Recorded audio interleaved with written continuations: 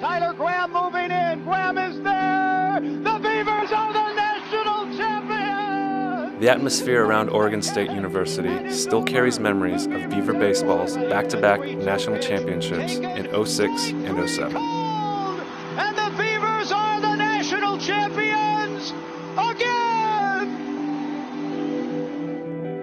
Outside of the Sun Belt, tucked in the woods of the Pacific Northwest, the Beavers' miraculous wins established OSU as one of the dominant forces in college baseball. Their first performance on the big stage was the 1952 College World Series, an astounding 53 years before their first championship win. While the Beavers gave it their all in Omaha, an unknown writing professor at then Oregon State College by the name of Bernard Malamud was about to publish his first novel titled The Natural. This book would go on to be recognized as the first work of American sports literature and launch Malamud into literary fame.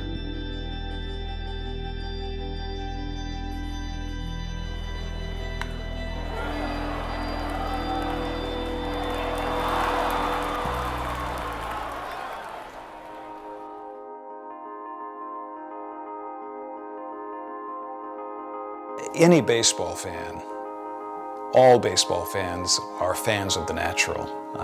It's an iconic story. Bernard Malamud is one of the most important figures to have spent time at OSU. Is certainly the most famous figure that come out of the College of Liberal Arts. He came here in 1949 as an unknown writer and left in '61 as a very important writer, having won the National Book Award twice and the Pulitzer Prize, and was certainly on the literary map by the time he left. I knew I had read or heard somewhere that The Natural was written by Malamud when he was an instructor in writing at Oregon State College in his run from '49 through '61. And when I researched it further, saw that he wrote it and released his first novel, and it was The Natural, and it was written here in this town. I just thought that was the coolest thing in the world. The language that comes through in The Natural is very real to life. And I know that he grew up in New York, but he was not a huge baseball fan. So my hope and belief, I'd like to believe that he picked up a lot of his sense of baseball right here in Corvallis. The novel is absolutely full of references to actual baseball players and incidents that people who know baseball history immediately recognize. Now, whether Malamud came to the novel knowing those things as a kid growing up as a Dodgers fan back in New York, or learned those things specifically for writing the novel is not altogether clear to me. But I do know, and this is from Malamud himself, as a young faculty member in 1976, he came to visit one of his friends and I got to meet him, and he told me a story about learning a lot of his baseball lore that went into the novel from a janitor in the building where the English department was. They had these conversations, and supposedly that's where Malamud, according to Malamud, picked up these things. I have no hesitation whatsoever in saying that Malamud is, more than any other individual American writer, responsible for literary sports fiction in this country.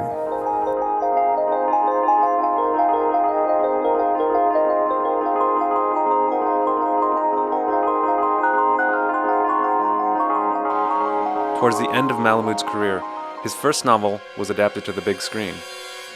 The famous movie starring Robert Redford still remains one of the most iconic baseball films of all time. The Natural, watching The Natural, just, for me, brings me back to my childhood. You know, my grandmother would take me to games. So when I see The Natural, I remember the small moments when it was just me sitting next to my grandmother watching the Dodgers play in Los Angeles. And then I remember the big moments, like watching Kirk Gibson's home run against the Oakland A's.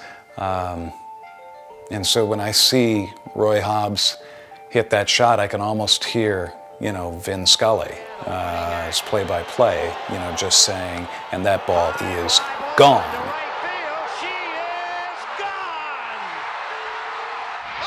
Just cheer in the background. That's what I remember.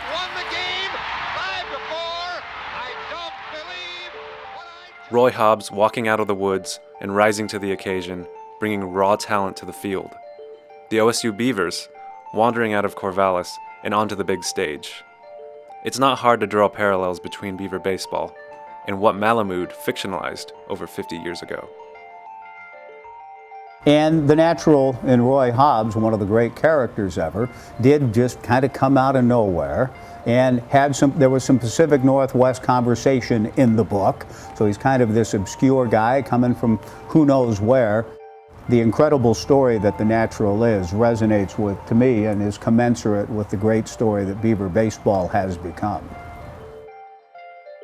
It's pretty impressive that you could come to this little baseball mecca in the Willamette Valley, hidden down here by the Pacific Ocean and an hour and a half from Portland, and find that you have some rabid baseball fans that other teams in this country that have come in here are overwhelmed by the baseball knowledge and the love for the game of baseball and the tailgating and the environment that we've produced here. So yeah, you know, I guess if you look at the natural and wonder how this thing became out of nowhere, you know, I could see that being paralleled fairly well with that. But the difference, of course, being that we have to sustain that. You know, Roy got to go home and go to bed, you know, and we got to keep bringing Roy and Michael and Dylan and those guys back into the scene.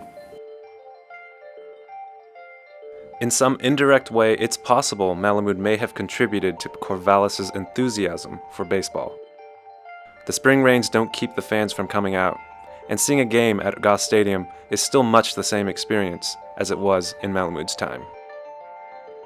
I can tell you, there have been so many times where I've gone down to Corvallis to watch a game on a Friday, and by the 7th inning, you know, in the middle of that season, the moon is rising right over the center field wall. You've got Waldo Hall just off to the left-hand side.